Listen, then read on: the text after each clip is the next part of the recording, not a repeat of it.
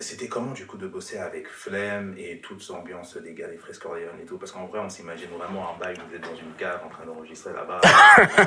Tout le monde est fâché. Non, en vrai, c'est waouh, j'ai beaucoup appris avec là aux côtés de Flemme, tu vois. C'est-à-dire j'ai développé des côtés artistiques que avant même si je faisais, mais je savais pas que j'étais aussi capable de faire ce genre de trucs, tu vois. Quand je rappe, quand je chante, par exemple sur une prod, une instru qui est très très brosson, moi j'avais jamais testé ça avant, tu vois. Donc j'ai beaucoup appris à ses côtés et bosser avec Freeze.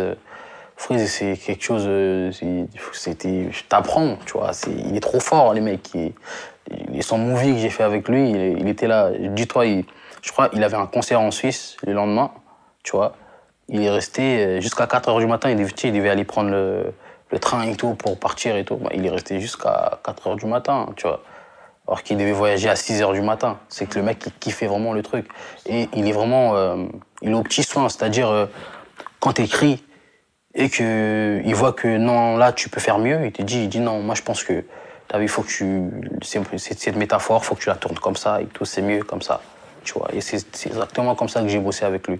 C'est-à-dire, quand j'écrivais, il était là, il regardait, il me disait, vas-y, répète un peu, je chantais, et après il me disait, non, je pense que ça c'est mieux, il faut coller ça comme ça, tu vois. Franchement, j'ai beaucoup appris, ouais. C'est incroyable. C'est pas quelque chose de... Certes, c'est le KGB, oui, tu vois, parce que là-bas, c'est Bresson quand même, ça reste Bresson. Mais t'inquiète, c'est pas... c'est pas le vrai KGB, tu vois. Ça reste quand même un milieu très artistique, tu vois. Ils sont Bressons quand toi, tu es Bresson, en vrai.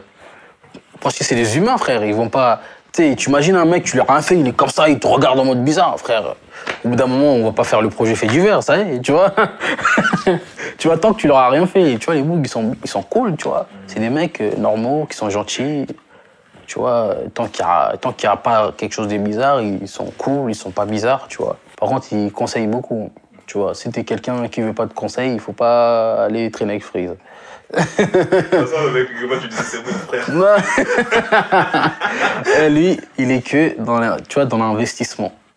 J'étais avec lui, je passais du temps avec lui, il me disait fais ça, là, faut que tu fasses ça, quand t'as ça, fais pas ça, c'est pas bon de faire ça, ah non, les Jay, fais ça, faut pas toucher, ah non, faut faire ça et tout, ah, pendant des heures et des heures, tu vois, et lui, tu vois, moi j'aime bien apprendre, donc c'est-à-dire, moi j'ai admiré ça, tu vois, j'étais incroyable, j'étais là en mode, waouh, ok, faut faire ça, il était là, oui, avec son joint sur la main, là, il fume un peu, après il te conseille.